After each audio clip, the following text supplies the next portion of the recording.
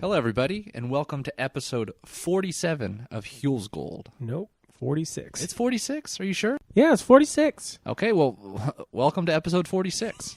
You're getting ahead of yourself. You're that anxious for Thanksgiving week, I guess? Super anxious. Mm-hmm. Going back down to the Elsinore. You can't get away from that place. Let me take a swig. Hold on. Yeah, we're hitting the sparkling water hard this week. Good stuff. So what'd you think of the old theme this week? Does it sound familiar again? A little bit. Yeah. This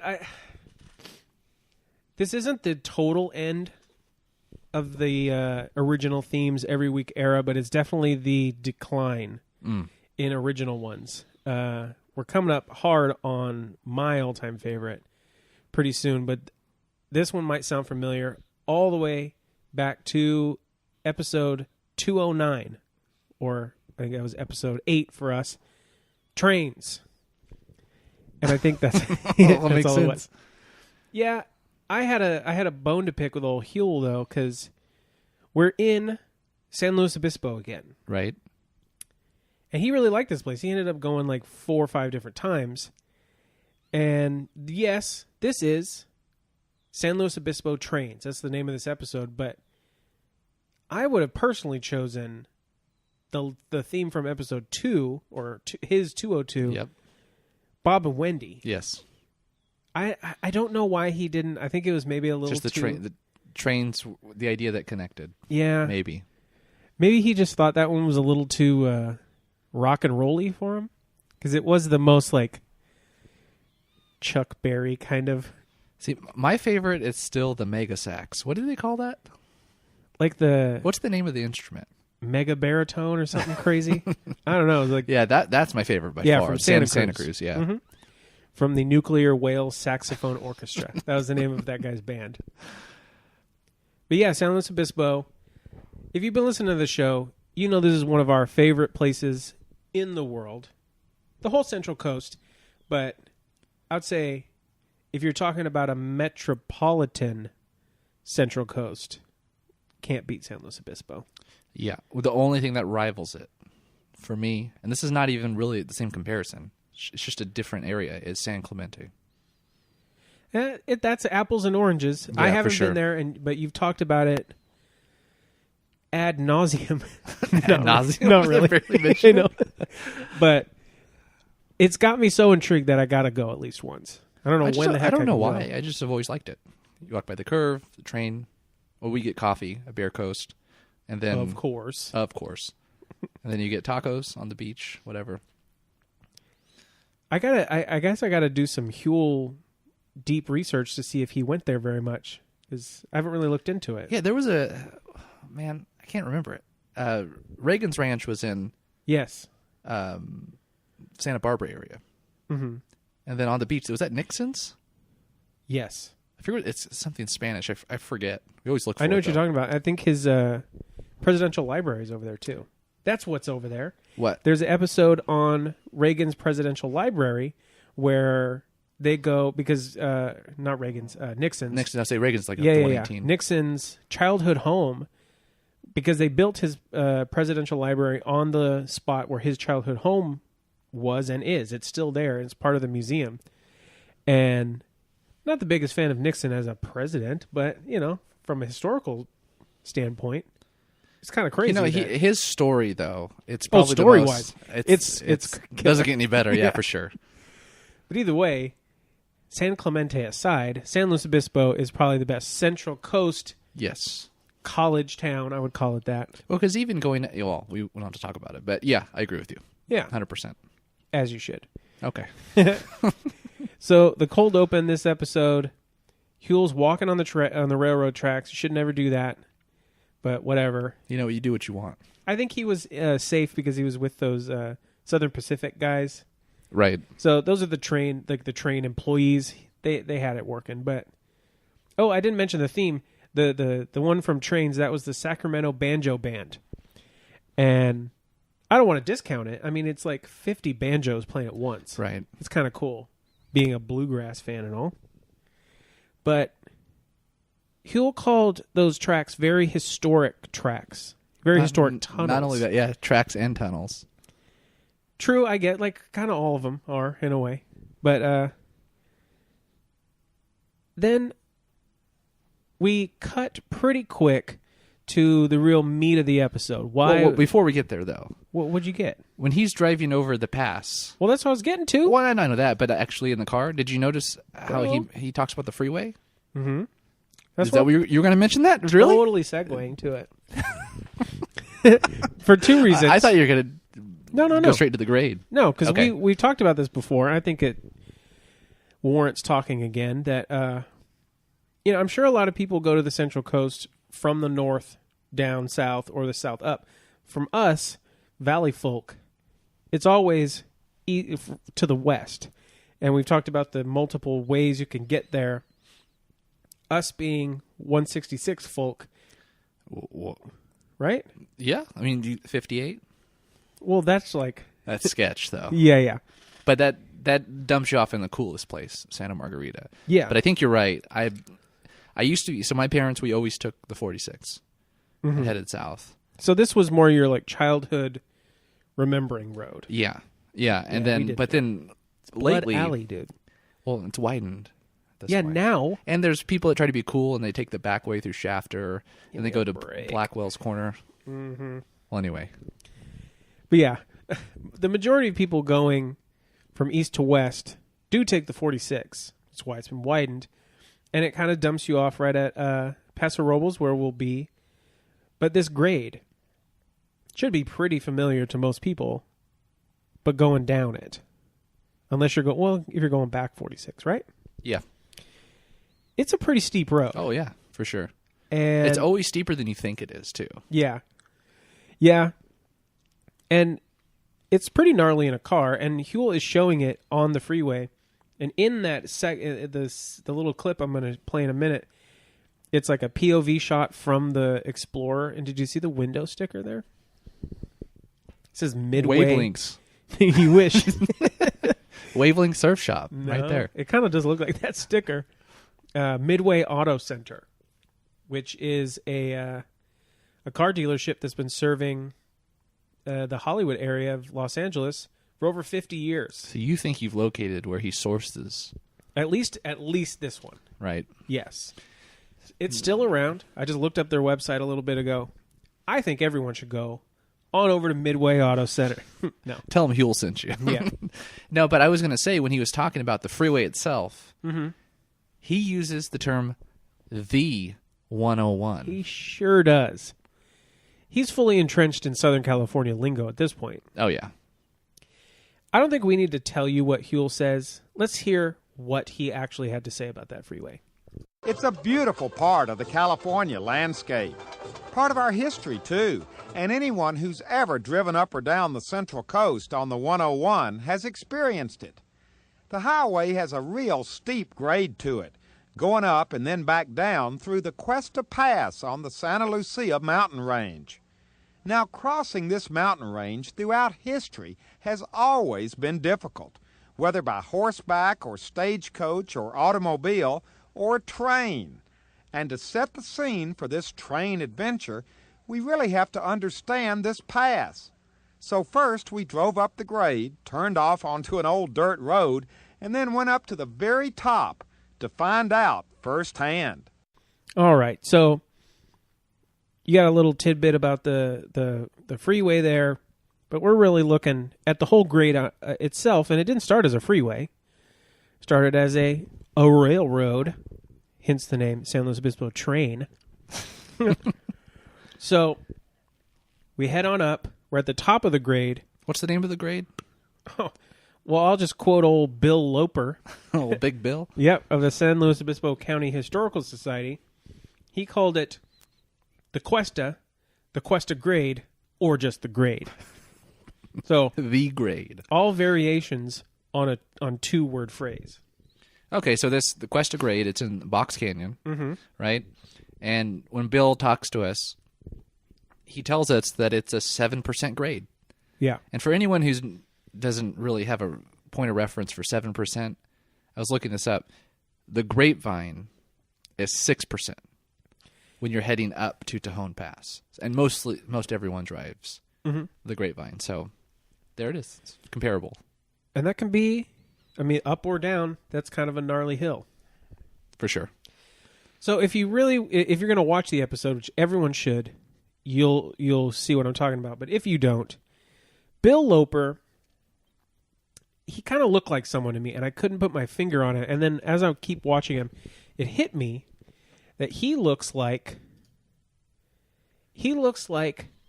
Gene Kranz. Is that name? No, not at all. Okay. Well, he was... whenever you heard any of the discussions of astronauts talking to Houston, which was just the Houston Air Force Base that all the space shuttles were taking off, or they were rockets back then, the Apollo rockets. The person that you hear talking is Gene Kranz, and you may remember him from a little film called Apollo 13. 13 with Tom Hanks? Yeah. You know the guy who was like in the control room with the vest on? Oh, that's cool. It's the original guy? That's him. In fact, when I was looking him up, that vest is now in the Smithsonian. And who'd have thunk? Wait, so he was all the Apollo missions? He was like many space missions. So when they were recording the moon landing at Stanley Kubrick's... Cool. He'd be joking, the one, obviously. He'd be the one to ask. Of course, he might... well, there's the episode of Frasier where Buzz Aldrin... Yeah. No, it's John Glenn. Was it John Glenn? I don't know, because I just keep thinking of 30 Rock. Well, whoever the astronaut... I don't know why I can't remember. Liz Lemon. No, because Martin says that he gave Buzz his name when they're making up the That's Apollo right. story. Yeah. But John Glenn was actually on and said he saw aliens in outer space. Yeah. Anyway, so... we get to old Bill Loper over here. A.K.A. Jeannie Kranz. And he endows us with some knowledge about the maximum grade that a train can, I guess, travel up, right? Up or down. Up 2%. Yeah. Okay. That's his word. Let's keep that in mind. This is Gene saying railroad 2% highest. No, it's Bill, first of all. Dude. Call him Gene. It's okay. It doesn't matter. Yeah. But because of that grade, that's what kept San Luis Obispo so isolated for all those years. It took until 1894 for a train to finally get there. And, you know, to kind of put that in perspective, when the Transcontinental Railroad was finished in 1869. So if they could get over the Sierras and the Rockies, this must be a pretty gnarly spot. Well, even that, we'll get into it, but... it's not like the Tehachapi Pass was some sort of easy, feat. Yeah, so. We'll have something to say about that. Yeah, we will. But Huell has to go off this big hill and down into San Luis Obispo itself. And let's hear all about that. Well, after our geography lesson, we drove down into San Luis Obispo itself, a jewel of a town. With tree-lined streets, wonderfully restored old buildings, good schools and universities, and a beautiful mission. This is just a nice place to live. But back in the 1800s, because of its isolation and the engineering difficulty of getting over those mountains, it was literally one of the last places in California to get train service. In fact, it wasn't until May 5th, 1894, that the first train arrived, which was cause, of course, for a huge celebration. San Luis Obispo was finally part of the world. And to find out just how difficult it must have been to build that original rail line, we hooked up with some local citizens who had offered to take us out on the tracks, up and over the mountains, for a personal tour. So, first things first, the bit of the clip you just heard where Huell says he drives into San Luis Obispo, that is some historic road in my life. Yours too, maybe? Yeah. That little bit of town, because there's he shows the courthouse and some other stuff, and then when he's talking about it being a nice place to live, there's a shot of Phoenix Books. Now, Phoenix Books is probably my favorite bookstore in the entire world. And yeah, people like argue, oh, what about that big old one in Powell's. Like, that's just too big. Got lots of stuff. Cool. It's like going to, Walmart of books, but used. I always go, if you walk in, the guy's always sitting there. You get on the left side of the store, you have all the classic books that are for sale. Mm-hmm. I should go straight to the east corner. That's where I spend most of my time. Mm-hmm. My area is weirdly, because I love the store, but it's pretty traditional in that the bookstore owner is kind of quiet and almost seems a bit curmudgeon. Could take it or leave it. Just like, oh, you're in here? I don't care. I'm just into my books and just, you gonna buy it? Okay, cool. Oh, not? Yeah, that's fine. Yeah. But the area I like to be at, which is the California history area, surprise, surprise, is like behind him. So I have to go like behind the counter and stand there and try and like navigate the towers of books that are there. Yeah. But it has the look of a place that the inventory doesn't change much, but every time I go in, there's like a slew of new great stuff. Like, what did I just get there? Oh, I bought a book on the oil spill that happened in Avila, which is a town right nearby there, which I didn't even know there was a book on that. And that's something I've been wanting to learn about for a long time. So this is a long old commercial. Well, bookstore. Even when I went in there, because I'm into a specific kind of economics, as you know. Yes. Austrian economics. Mm-hmm. And one of the... our listener base just went down. That's just I'll be quick. Phrase. It's basically, the treatise, but you can't find this in normal stores. Yeah. When you come in town, you're never going to find anything in Austrian economics. And he had a 1970s edition of Human Action, which is the Bible. Yeah. That field, So this is a good place. It's I wonder if Huell knew that and like showed it on purpose. I would hope so. Like the thought of Huell being in Phoenix too. Oh yeah, and hanging out with the. You think you walked into the record store? Oh, Boo Boo's Boo Records right yeah. next door. Oh yeah.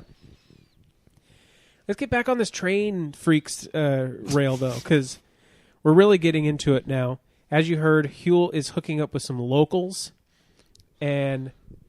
Is that Jim Dugan? Is that Hacksaw? Hacksaw Jim Duggan? Oh, my bad. At least like a Doogie Howser. It does kind of look like him, for sure. Like if he had gotten fired from wrestling, which he did. Well, we don't need to talk about that. Don't do drugs with the Iron Sheik in a car. Did you notice the pants that he's wearing, that he chose to wear? Are they stranglers? He got some stranglers on. Dang right he does. He also has like a workman shirt with the sleeves rolled up. Dude, I think it's cool. It reminds me of Village People. Totally. But he's got the big old skull can right in the breast pocket. This dude's not messing around. No. But he's definitely a... how do we say this? Blue collar. He's from another time. Yeah, for sure. In San Luis Obispo. His forearms are like tree trunks. And not to say anything disparaging about the forearms of his compatriots there, but they are college professors. Yeah, so they have strong forearms from all the writing. No, they're mentally strong. There you go. Because this guy has. Let me see your hands. But Huell said something real goofy, which I thought was funny. And obviously he's joking. Sometimes you don't know, but he said, "Oh, I thought we were going to be on a hand cart." Yeah, like a cartoon. Seesawing her thing. But no, they're on a high rail inspection vehicle. That's right. Have you ever seen these before? Yes. Actually, just saw one the other day on Oak Street. I have. So, probably not a surprise. We've talked about it before. I have worked as a pool service technician. I like it. For many years. And our main store and shop is right next to the rail lines that run through Bakersfield, and the repair area for those trucks is literally right next door to us. Oh, so I've been seeing these dang things forever. Well, you just triggered my memory. Oh, do you remember driving down Niles Canyon from Pleasanton when we go into Niles? Yeah, it's like a festival every year there are hand carts, or people have their homemade trains. Dude, They take them down the track. Just you wait till we get to the those hand cart races that we're going to see in later episodes. Is it in Sonol, or is it... Where is it? I don't remember. We'll have to get it because it is a super crazy trip. That look forward to that episode. Okay. That's all I got to Now I say. am. But we're on this track. We never got the train worker guy's name, did we? Hacksaw, I think. Yeah, okay. But we do learn the name of our next guy, old Dan Krieger. So, homeboy Danny, he, not only being a professor at Cal Poly, he is a California's Gold alum. Ooh. He was on episode 2. He was the second guest ever on that second episode. The first being The owner? I think it was the former owner's daughter. Oh, I see. And then it was him. And he's talking about that second episode was also in San Luis Obispo. It was about the Motel Inn. That's right. The first motel in the world. That's where we first meet Dan. But then he hog ties Huell and brings him over to the Pozo Saloon. And that's how we get to the Pozo. He's the one who talks about the enchanted Indian rock, or however he said that's that. Right. Well, Big Dan over here, he's actually a professor of history at Cal Poly. If you see and hear him, it's not surprising. So I got good news. Oh, finally. At least from what I can tell. He's still alive. Okay. And he's a professor emeritus, which means get paid. Don't do nothing. Yeah, basically. Cal Poly. So he got emeritus status in 2010, and he was at Cal Poly for 38 years. Hey. And if you want to check him out, he's still a consultant.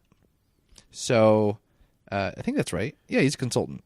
You can check out his LinkedIn profile. Well, as he's up to date too. I was surprised. As prestigious as his resume sounds, homeboy is contradicting old Bill Loper, aka Gene Kranz lookalike, by saying that these trains are running at a 3% grade, which is the highest. Yeah, now, I heard that. 1%, that doesn't mean much, right? Wrong. I learned, I don't know where from, that each percent of grade adds 10 miles per hour in like downhill speed? In downhill speed. So, as we'll learn later, that amount of speed can make or break literally the wheels of the train. So, this is some serious business, old Danny. That's funny. But basically what we got going on this segment is a long, slow drive on a train track. And enjoying the beautiful vistas. Dude, I want to take this train ride. The Amtrak? Yeah, because that's what they talk about. The Amtrak still goes on this same track now, goes through those tunnels, goes along the loop, all that stuff. Well, what's his name? Walter Rice, he's another professor at Cal Poly. And do you know what he was the professor of? I don't, because it just said Professor Cal Poly on the show. Of economics. Dude, is this me and you hanging out in 40 years? This is me and you hanging out. So he also, let me just say a little bit about Walter, or Professor Rice, I should say, is he headed the MBA program. He was the associate dean of the department. Dude, but I got some bad news. You almost made me spit out my soda water. Okay. Professor Rice is no longer with us. Ugh. He is in emeritus status permanently. Emeritus life. Okay, but here's the thing. This is what I thought was interesting. Okay. Is that he died December 2007, the start of the Great Recession. Do you think? Maybe he timed it. Or maybe he's the cause of it. I don't know. I mean, his life receded. That's for sure. Oh. Yeah. Now, to give you a visual on old, what was his name? Walter. Dr. Rice.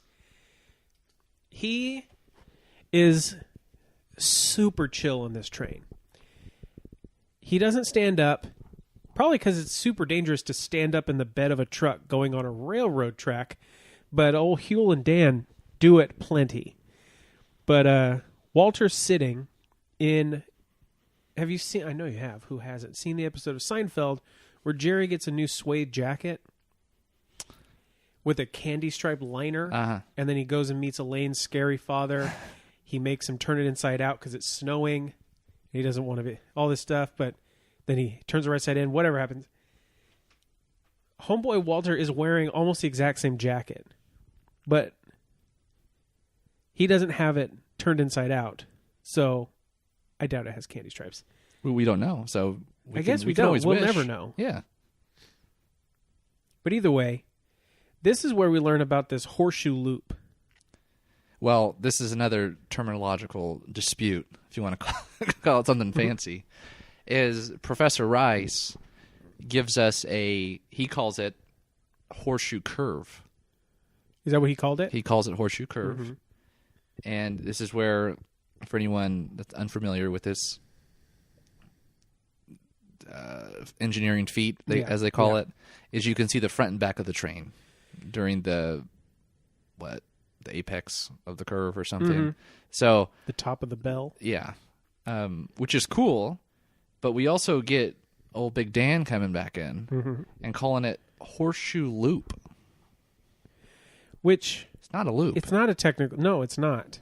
As far as we know. Like, I've never been on it. Well, then we get later also when we talk to Bob McIntyre towards the end. Yeah, okay. He refers to it as horseshoe curve. Okay. So I'm going to go with curve. Yeah. I like curve. I mean, Dan's the historian, but maybe Walter is the economic historian. I don't know.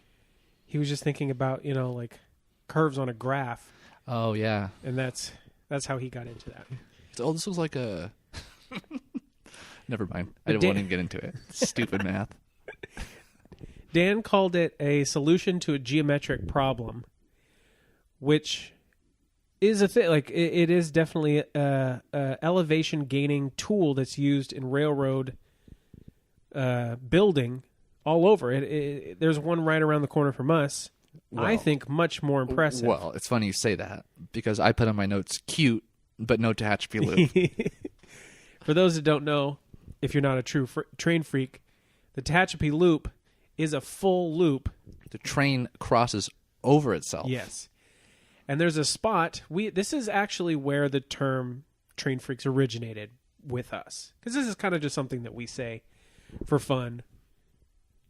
We being you and I, Steven, who was on the Fresno Blossom Trail episode with us. And Chaz of our second favorite podcast, Diarrhea Diaries, that I was on. You can listen to that. And it's made a triumphant return.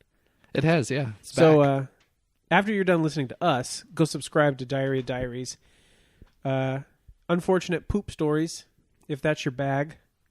You can listen to my crazy story that I'll never tell on here. But it took longer than I thought it would. The sip? Yeah. Try to get a drink in edgewise. Sorry, folks. Anyway, we went to go check out the loop because we'd always heard about it. We were over at the Cesar Chavez Memorial, and there were all these dudes there. Like, just... Oh, yeah, they had their lawn chairs out.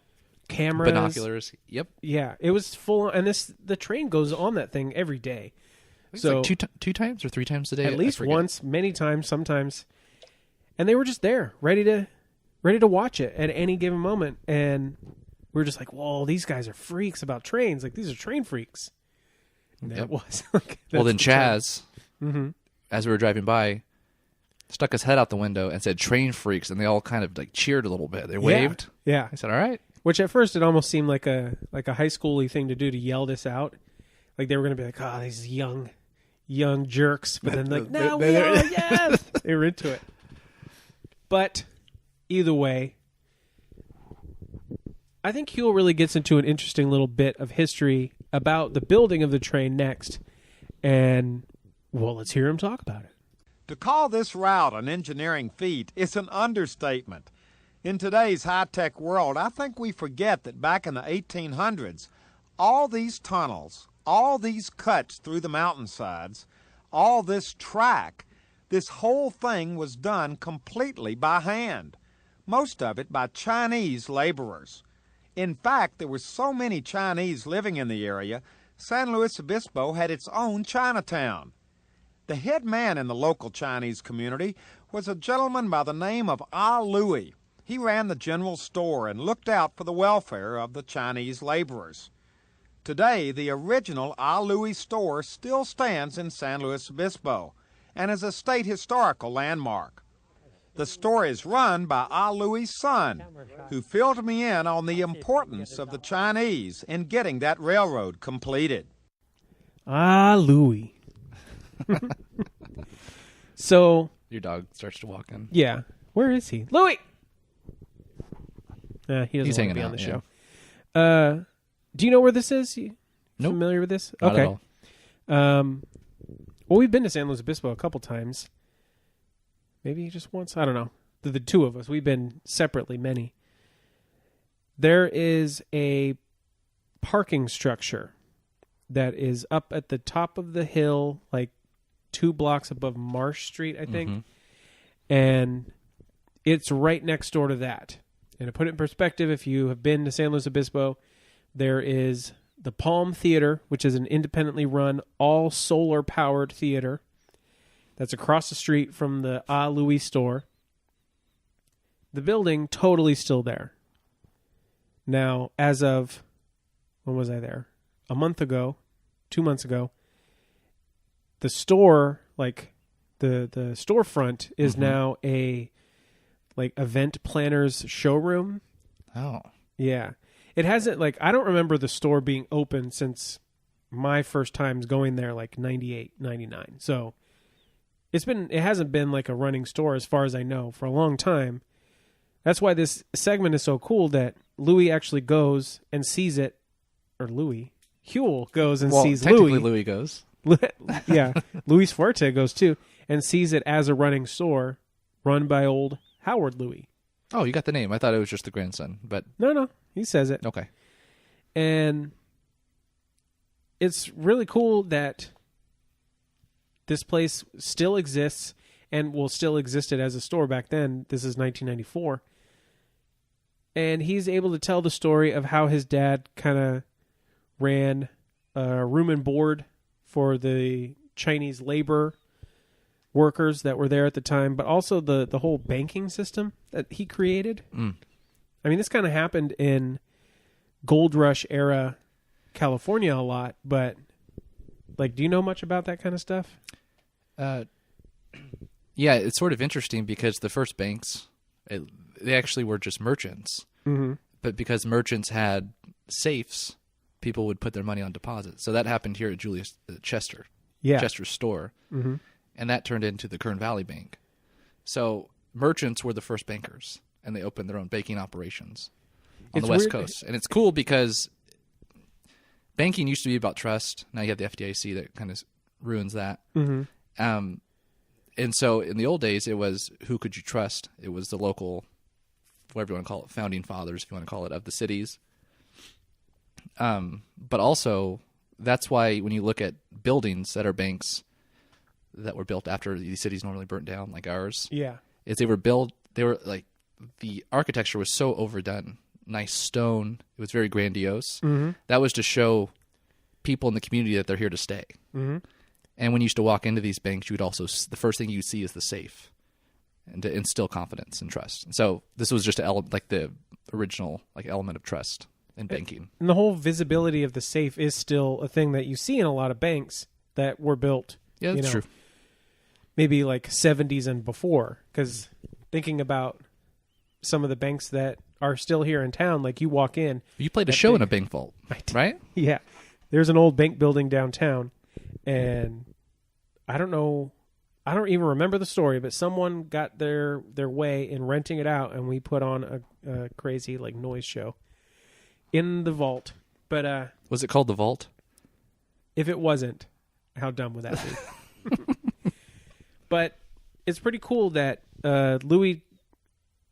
Howard Louis talks about his father being that banker, that the workers were given $1.50 a day, and that he would keep 25 cents for himself to pay for the room and board that they were receiving from him, because he would supply them with all the supplies they needed, the tents they needed to live in, like while they were out working.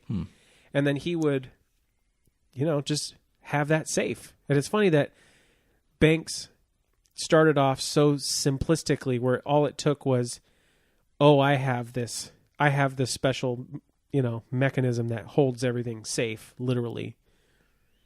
See, what was interesting too is you just reminded me that actually for safekeeping they would issue banknotes, and the banknotes would be, you could have different denominations, and so in Gold Rush era times, I guess you want to call it that, they would be just a pinch of dust, and that would pay for a drink. And so they would be able to denominate these banknotes. So yeah, it's super interesting though, because sort of organic, unlike banking today, which is very corporatized, and you don't really know your banker, right? Some sort of credit unions kind of feel that way a little bit, but not really. And regional banks try to be local, but it's nothing like the old days. But to think about how if you're immigrating to the U.S. back then, you're just totally taking a chance on your whole life. And to go, that's why ethnic enclaves existed, is because people would go to the place where people spoke their language, right?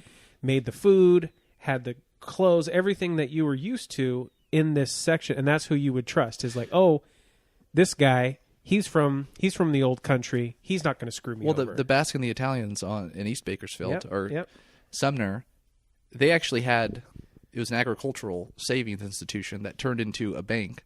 Well, the Bank of Italy, which A.P. Giannini, I think his name was, ended up becoming Bank of America. Yep. It was Bank whatever.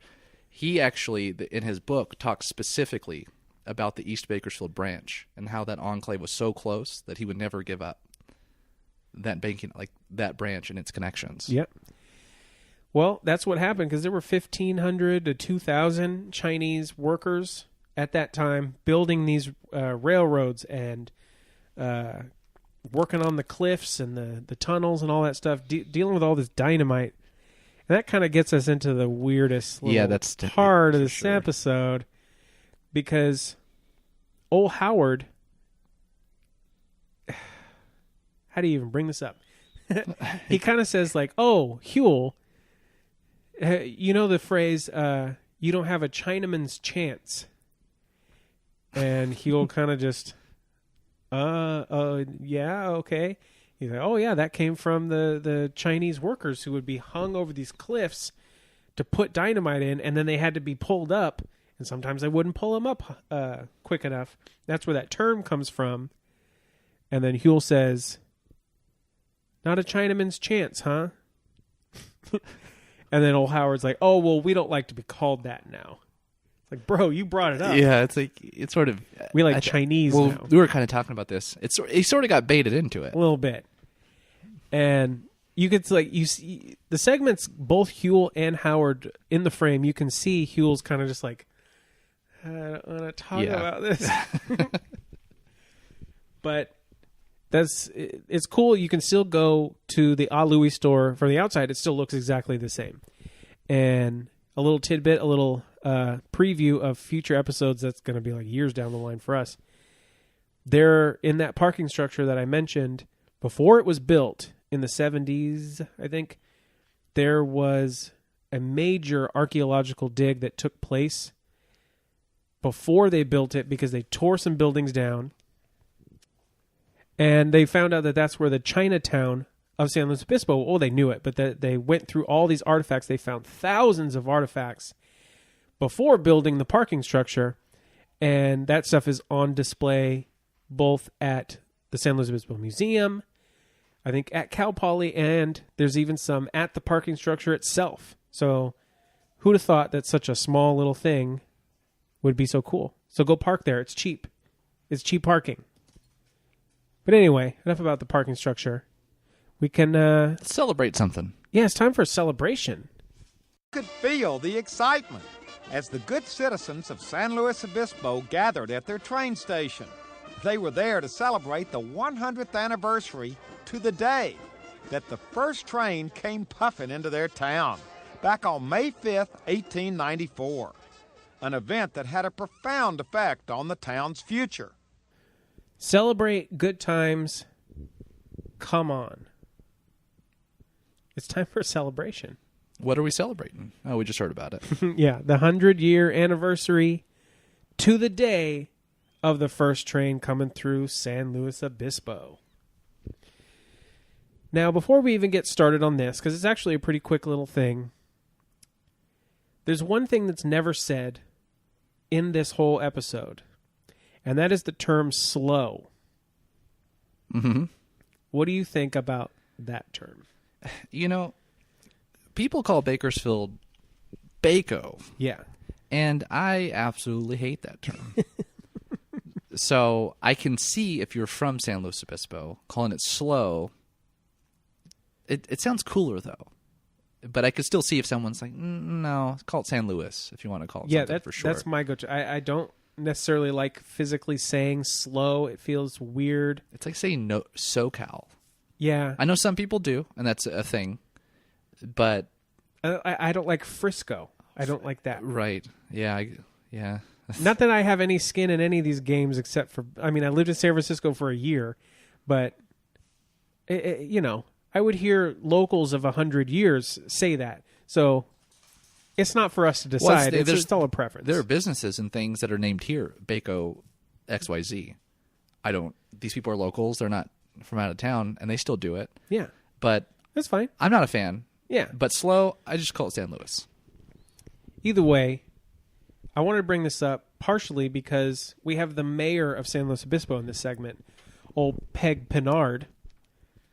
And I know I looked up a bunch of stuff on her, and you always go crazier than me. So you want to compare notes? Yeah, let's do it. All right. So not only was she the mayor, she was also county supervisor of San Luis Obispo County until 2004. She served 3 terms as mayor, starting in the 90s, going through the 2000s. Well, 1989. December 89. Well, it's very close, basically. Maybe elected 89, sworn in. Okay. In 1990. And she was pushed to go for the state senator seat. But then, I didn't know this. Yeah. This is new. But I don't think I couldn't find the exact results if she dropped out or didn't win the election. Mm. But she did like to brag about the fact that she did not ever lose an election. Like Harvey Hull. Yeah.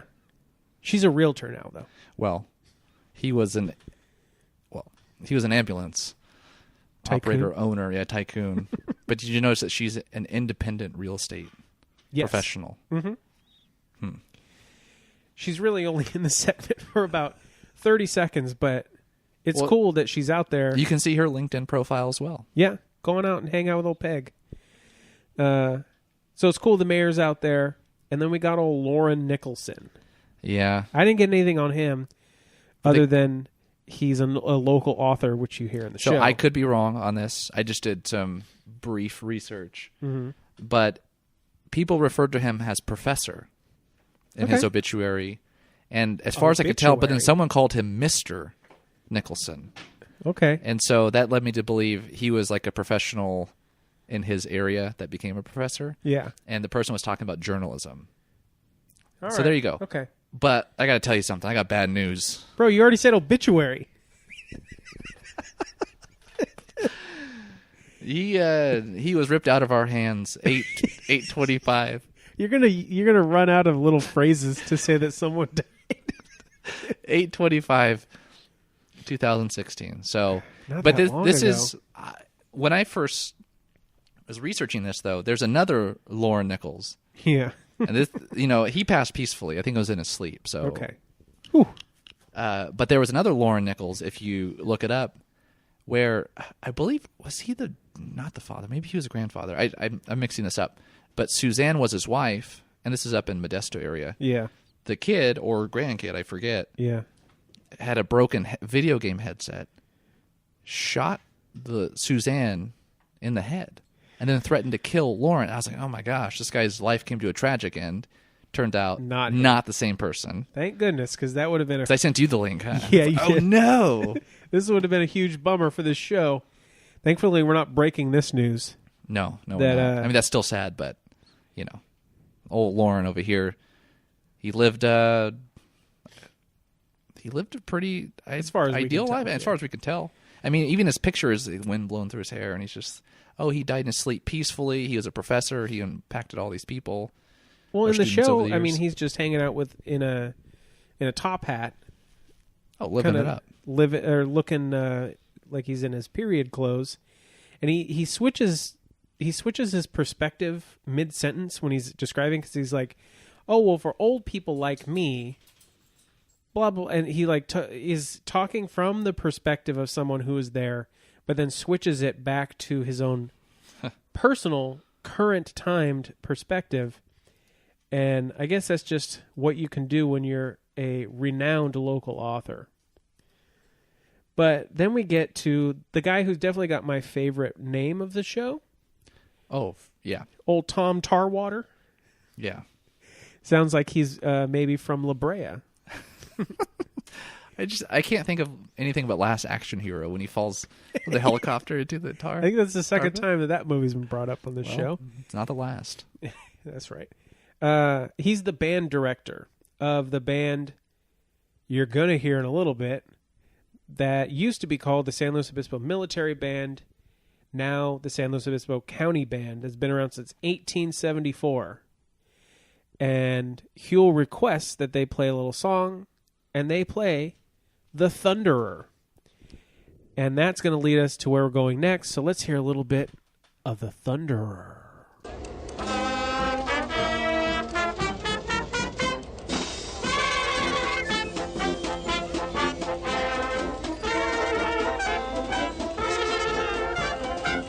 While the San Luis Obispo County Band was playing Sousa to an appreciative crowd waiting for the train to arrive, we drove 30 miles north of San Luis Obispo to the town of Paso Robles.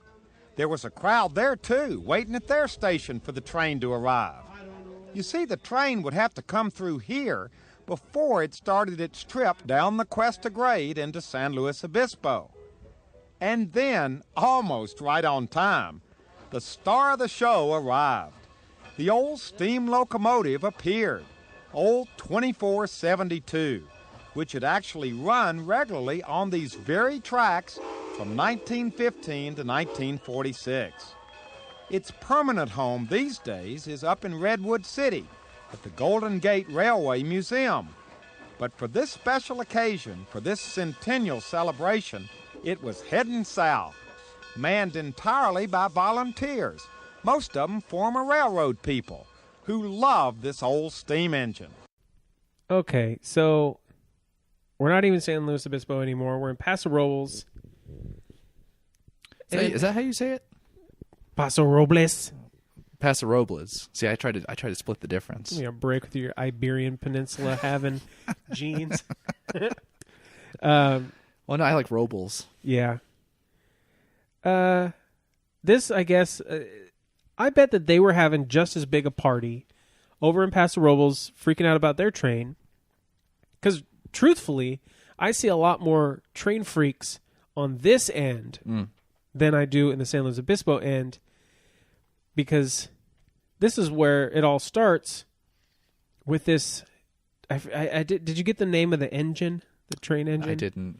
All I know is that there's this big old, I think it's just a number, he says. Number 3265. That's right, because it was, was the train from the Golden Gate Railway Museum? Yeah, up in Redwood City? Yeah. Yeah, okay.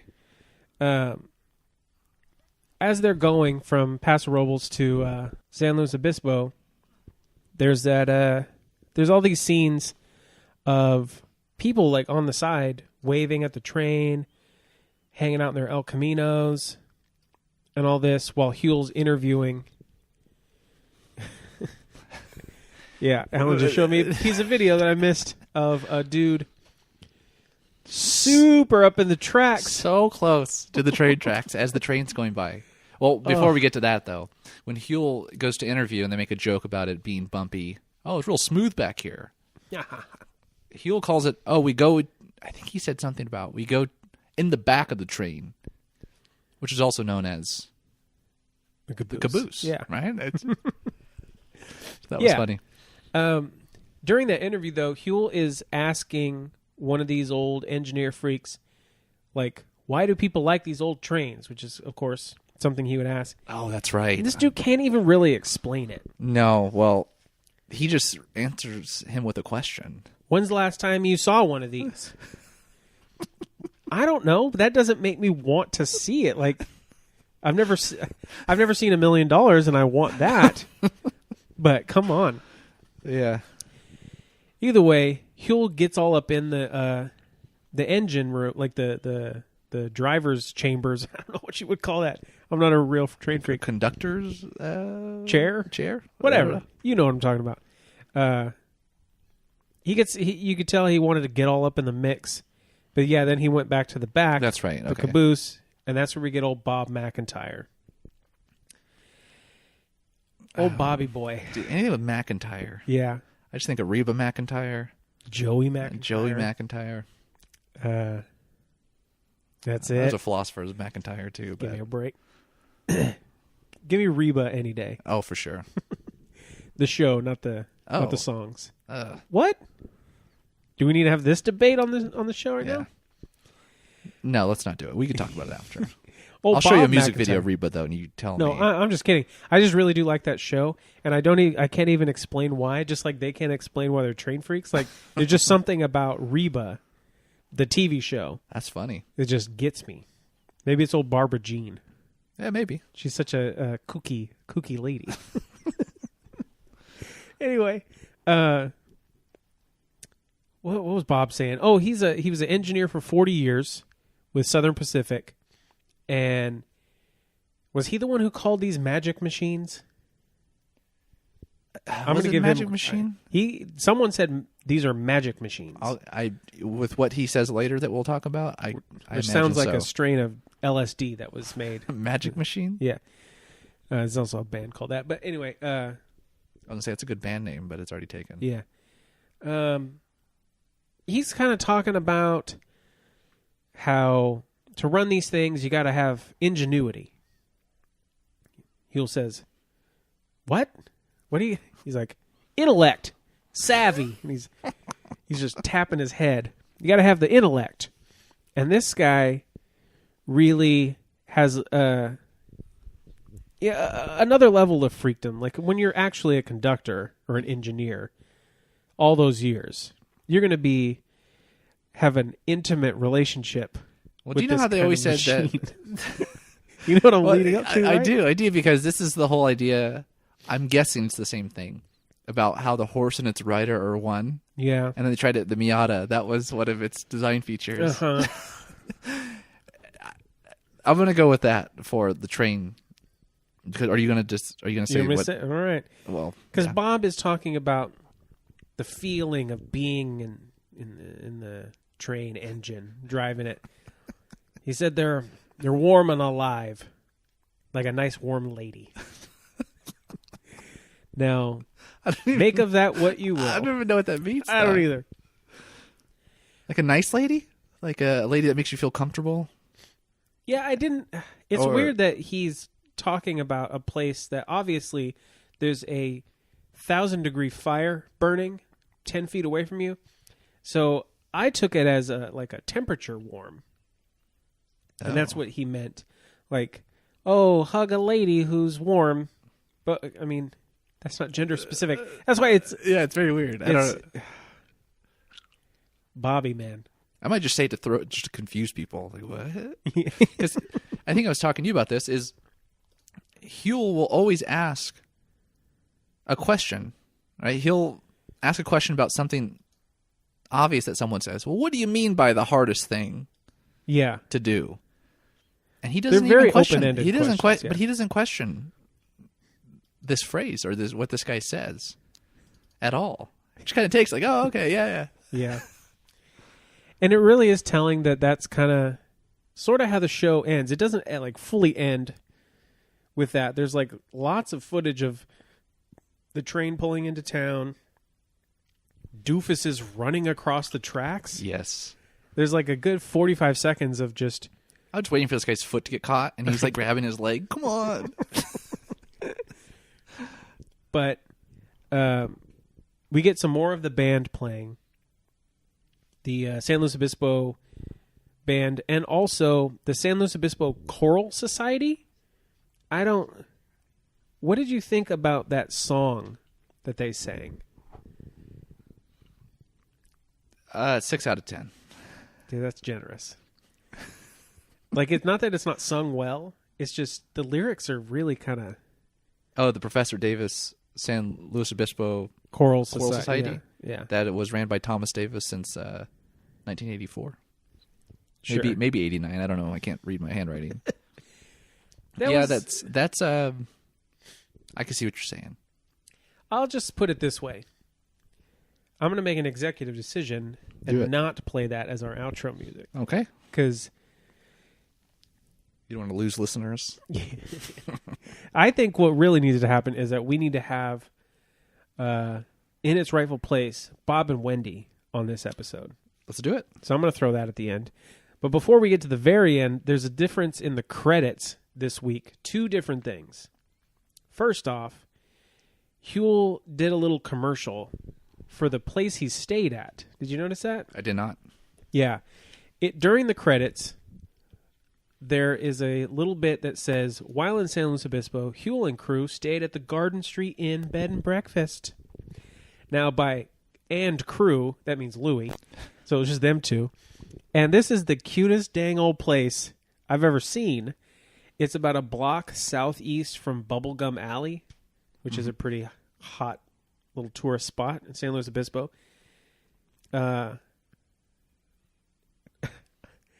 It's definitely not what you'd imagine 2 big old grown men to be staying in together. But sounds like a nice little weekend they had there. Have you looked it up recently? Do you know how much it is to stay? It's like $300 a night? No, just tonight. You can stay there tonight, being, what's today? Friday, that we're recording this. Oh, no, it's a Sunday. Yeah, okay. You could rent it for $169 tonight. Vacancies open right now. It's not bad. But the second weird thing is that they used Helvetica font, which they've never used. Like, you had to pay for this font back in the day. Well, yeah, Huell didn't whatever didn't pay for the Beatles songs. Whatever the equivalent of torrent was back then, that's what Huell did. Either way, that's the end of this episode. Another train freaky show. Keep them coming for life. But where are we going next week? We are going to Santa Barbara. That's right. And we haven't been there on the show yet, right? No. Oh. No, we've went to Goleta. That's as close as we've been. Which is pretty close. It's pretty close. Yeah, it's exactly the same. Well, what is Huell doing there? Well, this is technically Santa Barbara Island, I should say. Not Santa Barbara itself. So not the city at all. Whoops. But he's going to explore the history of the island with a ranger who lives there alone. I like this episode. You'll see. The lady seems really excited to have a guest. The way Louis describes it in his book, that there were narrow trails above sharp drops to the sea. Scary. That's it. Well, that sounds like a good one. This was a good one. They're all good ones. So come along with us next week and every week as we continue our search for California. Here I come, right back where I started from.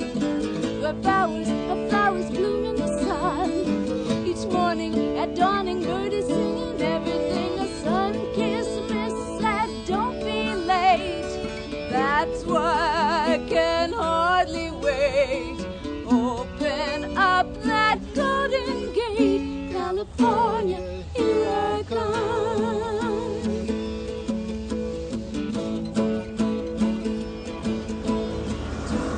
Do, do, do, do, do, do, do, do.